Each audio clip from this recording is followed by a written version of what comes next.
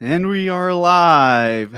Welcome everyone to MSP Growth Zone. My name is Greg Willard, and we have to us two special guests with Blackpoint Cyber to talk all things that they have to deliver to MSPs to help them grow to the next level. Loren and Travis, if you all want to take a second to introduce yourselves, that would be great, and then we'll go from there. Thank you, Greg. My name is Loren Hextall. I am a partner success manager with Blackpoint Cyber and working specifically with Craig. And we have Travis Brittons here, who's our head of product. Great. So tell me about Blackpoint. For those who don't know anything about Blackpoint, what is it? Okay, well, Blackpoint Cyber essentially is a response-first company. We are here to protect your networks with a live response from our 24/7 SOC, which is housed in Maryland. We have a background that's deep in the intelligence community from our founders and many of the developers that headed up our product, and that has really informed sort of our approach to cybersecurity.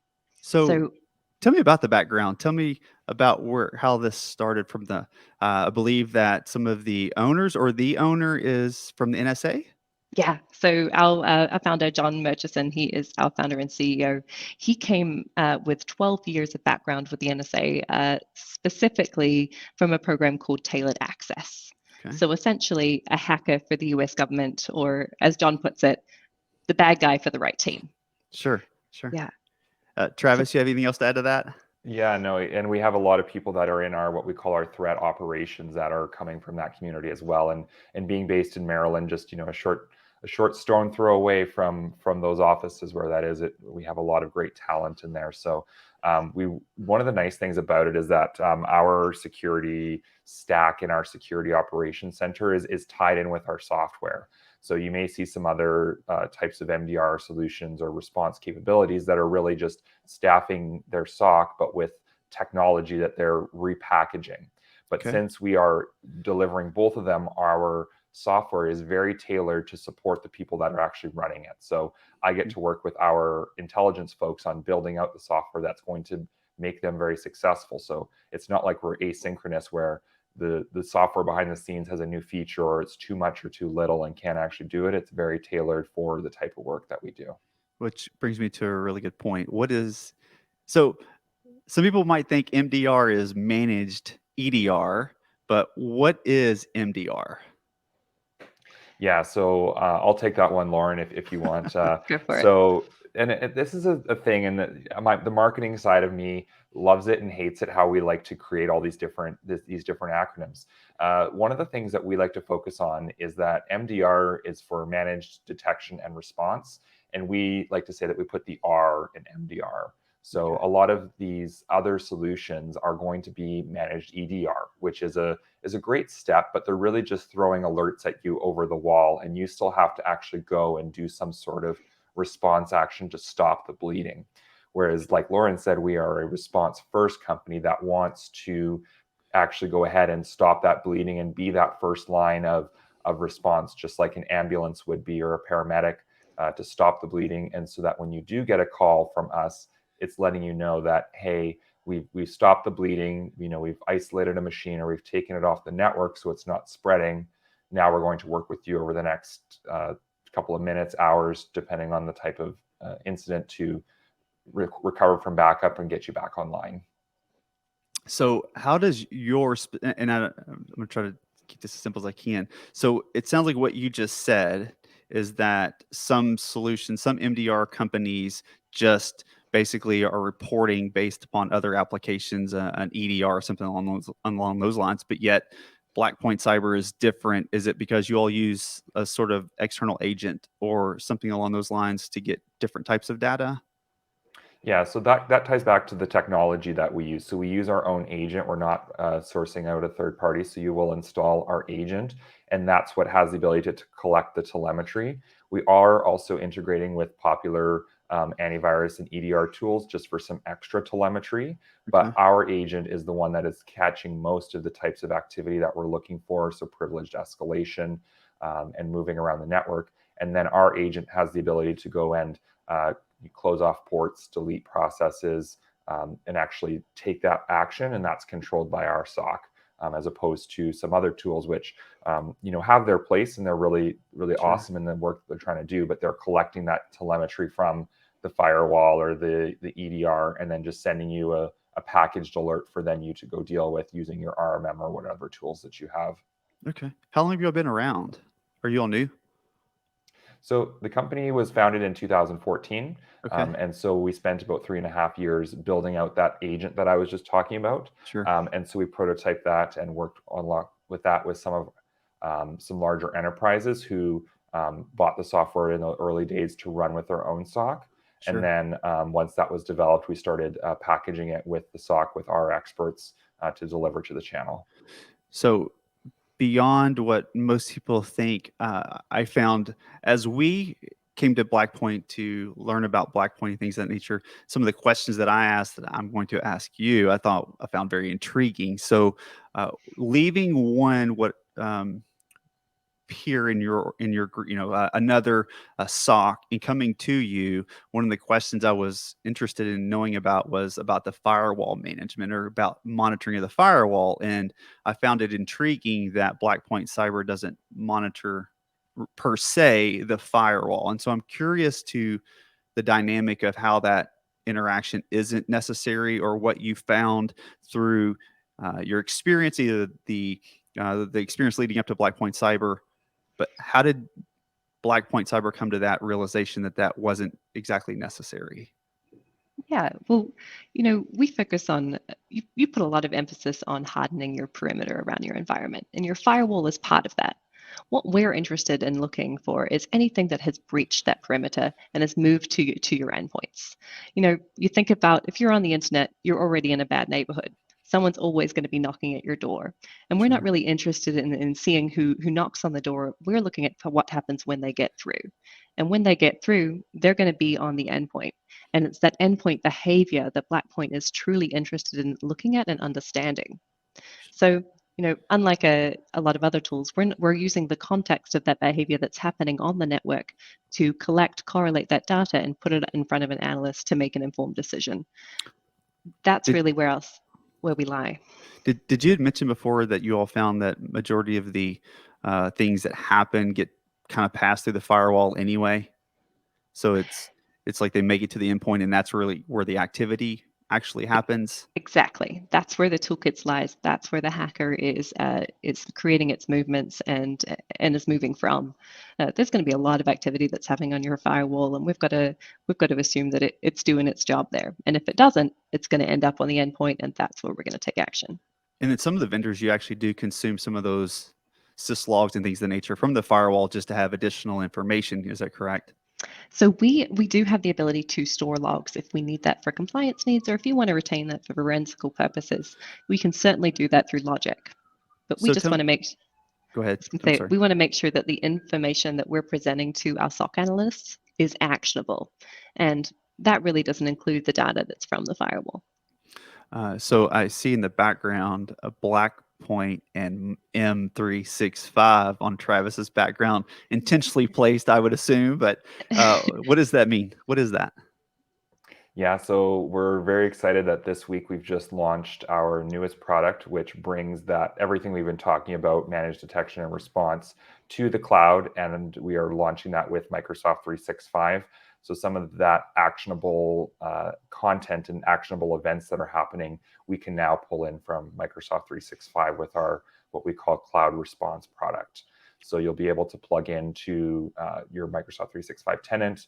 We will be looking for things like sign-ins from countries that you did not approve, from new devices, and bad user agent strings. So if they're using an application that's trying to brute force, when we see activity that's coming in from that, our SOC is able to go and revoke tokens from the 365, force password resets, take that type of action on the Microsoft 365 environment, in addition to some additional reporting on things that you may be curious about, like creating of new SharePoint sites or deleting SharePoint sites, and you want to get those action before the 30 days that Microsoft keeps that for elapses. Sure. So is there an onboarding process with that where you ask questions about what is important, or is it basically that you all have built that importance already in there and then it's just a notification process that you deliver to either the MSP, or I guess in some situations maybe the client, depending upon that scenario, but that you just deliver that information and then make a decision together? Or are you making that decision that, hey, I need to block this immediately and I'm going to do this, and then I'm going to let them know after the fact? Yeah, it's a bit of both. So Okay. when you go through the onboarding process, you will connect with an enterprise app into your 365 environment. You'll then decide which countries you want to approve and unapprove. You can set that up either globally for that entire tenant, or you can do it by user. So if you have certain users that tend to travel to certain countries, or are going on vacation, you can go and set that up. And then the additional alerts that you can turn on, you can do those by email notification. So if you do want to be notified of an internal email forwarding rule, or someone impersonates another person, and you can turn that on or off. Okay. When it comes to the response actions, we do have some proprietary logic that's determining whether that activity is coming from a known bad IP address, if that activity was encrypted through a VPN trying to circumvent the GeoIP. Those sorts of different algorithms are going to determine whether our SOC is going to be more of an informative and work with you to say this is what's going on, or if it's more of a, this is a bit of a 911, we are seeing data, a brute force login attempt, they got MFA, they came through a VPN or Tor that was actually routed from Russia. That's going to be a bit more of a immediate action by our team, and as opposed to a phone call and collaborative experience with you. So that's rolling out this week. Is that correct? That's correct. Yes, Okay. it's available now. Okay, that's really good to know. Do you find that the best scenario is always that these are delivered together, and although they're separate, but that you push these as when you're doing managed, you're going to use the SOC for the MDR, but you're also going to use the Office 365 perspective in correlation with each other? Are there connections between the two, that the SOC picks up things through the MDR process that maybe leads up to the Microsoft 365 Exactly. issues as well? Yeah, and that's why we've built it the way that we did, and why we wanted to bring it in and add this response capabilities, because it does feed into the same application that our SOC is using. So let's take a worst case scenario that someone does get into M365, and even though we may react and realize that, we can also, because they're in the same environment, we can then go look to see if that did trigger anything down to the endpoint. So Sure. they did get in and modify a file in your SharePoint or in your OneDrive that's now being synced down and now causing something to happen on the endpoint. We have that true hybrid visibility between the 365 cloud as well as down on the individual endpoints. I can imagine that in certain situations, that definitely having those together, paired together, would be really, really nice. Tell me about, so I'm really big on compliance. I love CMMC space stuff. I love HIPAA stuff. Tell me how Blackpoint Cyber can help MSPs with those frameworks. So that would be with Logic. So Logic we built to really simplify compliance, to give you deliverable costs, and make that cost effective for MSPs. We really see compliance as a cost of doing business, but we don't want to make that cost too high. That means you really can't invest in those tools that will make that possible for you. So we developed Logic to coincide with MDR, so that MDR was working with just the data that our analysts need to effectively threat hunt. And then Logic is going to retain those logs from the same agent itself. So you don't need to deploy hardware into the environments to do this, but you can retain those logs with a 10-minute configuration, and then map those to particular frameworks. The frameworks that we're mapping to right now are CIS, Group 1, 2, and 3, CMC 1, 2, and 3, HIPAA, and PCI. So essentially, you're using the same agent, the same data that's being delivered to the SOC is just being sent to this repository for historical purposes to be able to map appropriately to the different frameworks that are out there for cybersecurity compliance. Exactly. Yes. And then is there any interaction inside of that kind of gives a guidance, or at least somewhat of a flashlight approach to understanding what part of the compliance models are being met by certain particular things? For example, if some things are being partially met by something, is there a form inside of that system that identifies that? Yeah, and that's really what keeps it clean and simple. So by using our MDR technology, we'll show you what controls that we meet within each framework, and then give you a TurboTax approach playbook to work through that line by line to see where Blackpoint helps you reach your compliancy goals, and then add supplementary evidence. For example, if you have additional policies that you need to be listing within that compliance control, or additional measures that you're taking that are outside the scope of what Blackpoint's MDR does. And can you hold these for, multiple years? For example, if we're holding things for 2 or 3 or 4 years, is that a problem, or is there a point where we have to extract that data and keep that local? No, we were going to hold it for you for up to a year, and then there are additional costs if you need that. Sure. I know that HIPAA I think that's a 7-year keep for a lot of that data, if I'm right. Yes. But no, we'll hold it for you for as long as you need. When MSPs are using your solutions, what should they expect? Like, what's the interaction like? How does we apply these solutions to our clients? We trust you with everything we have to make sure everything's good. But what is it like on the MSP side? Is this do we do a lot of work? Do we do no work? What's this like? Yeah, well, the idea is it's a partnership, but with that partnership, we really want to take a lot of that labor off your hands.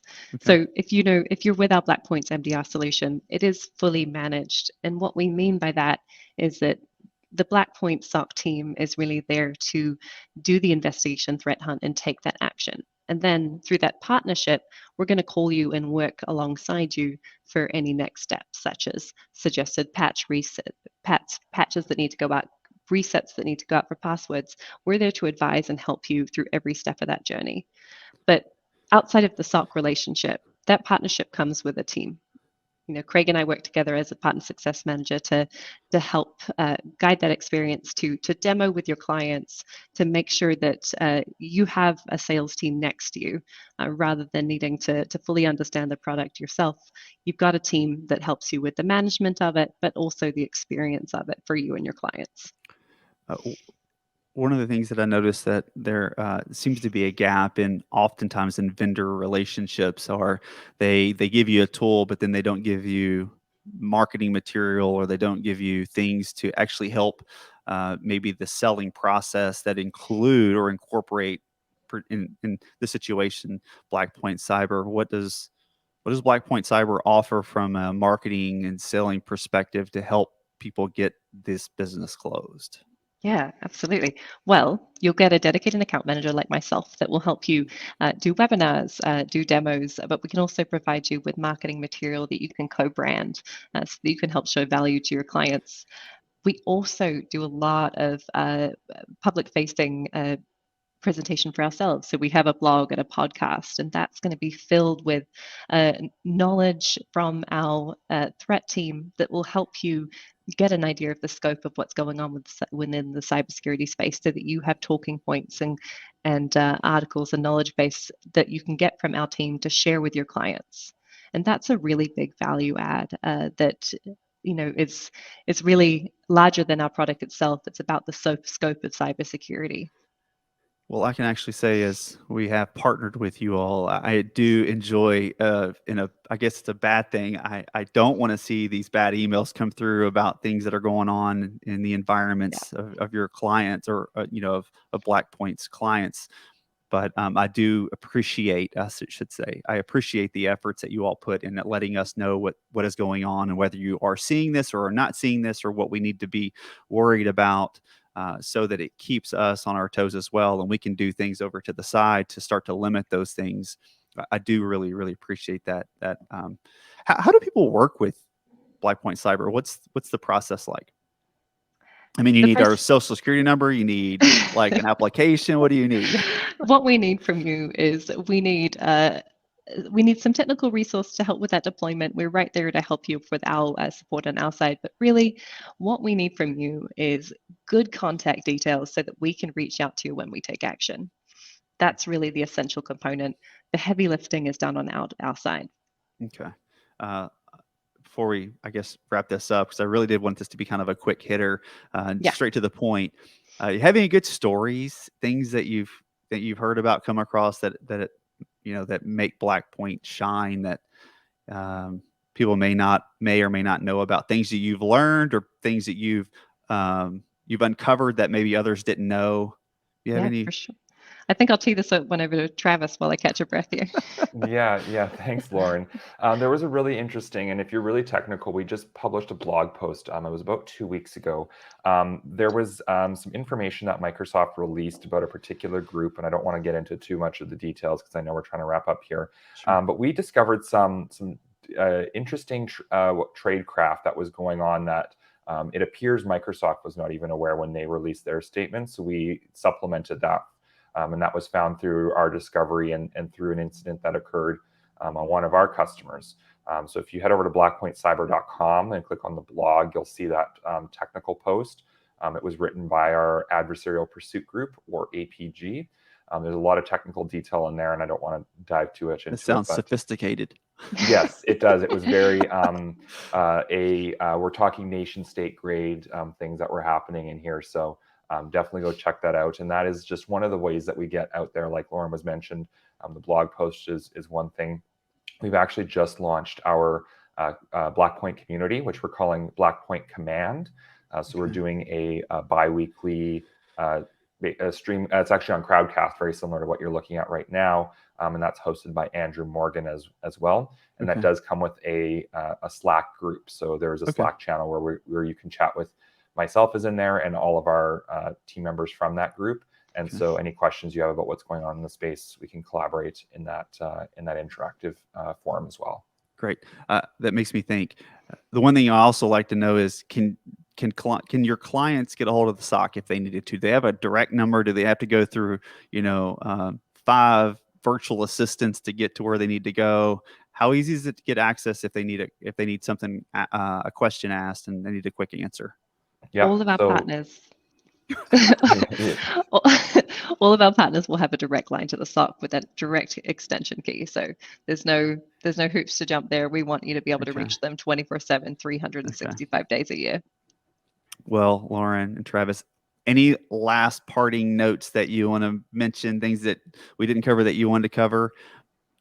How, what, when, where, or why of anything?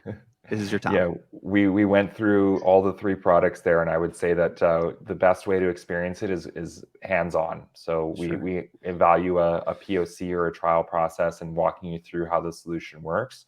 So definitely head over to blackpointcyber.com. There's a button right at the top where you can request a demo, and we'll go through and show you exactly how the software works, deploy it in your environment, and show you what we see and what our SOC is able to do. Yeah, I did like the interface. I thought it was kind of neat. It can be a little overwhelming depending upon its perspective, but there is a lot of data in there that you can actually dig through and see things that maybe even your your RMM isn't delivering to you. So it was really nice to see that. But I appreciate your time. Run over to Blackpoint Cyber and connect with them to see this tool, the MDR, which is the response is the big part of that. But also, if you are in the compliance space for HIPAA, CIS, or for CMMC stuff, and then also your Microsoft 365, which is such a big thing, but your Microsoft 365 monitoring and the ability to actually stop things as they're happening versus calling and making you stop things as they happen. Exactly. Thank you so much for your time. I greatly appreciate it, and hope everyone jumps on blackpointcyber.com to get more information about your product. Thanks a lot. Thank you so much for having us, Craig. We really appreciate it. Thank you.